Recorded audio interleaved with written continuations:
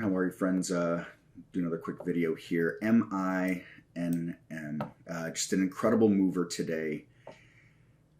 Picked up here with trade ideas, scanning technology. You've got it here on what I call a relative strength from the open race. We can see it was the last winner of these races. I run them in 3-minute clips. You can see it has now won 28 total races on the day.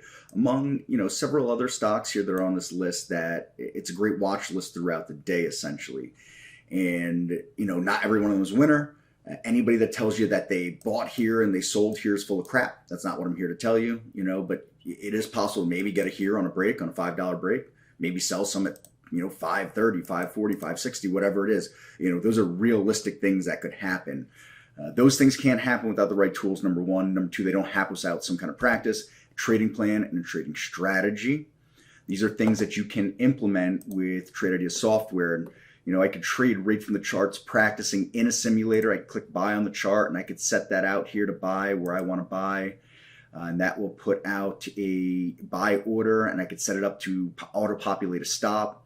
If I get triggered on the fill, I could always, bump that stop higher. I could bump that stop lower according to what I'd like to do, what I'd like to see as far as that risk management goes. So these are the tools that can help you get there. This is not easy. And again, nobody's buying that and selling that. That's just not the realistic part of it. But you can certainly put yourself in a position to capture part of that move with tools like Trade Ideas. And thank you for watching, and we'll catch you on another video.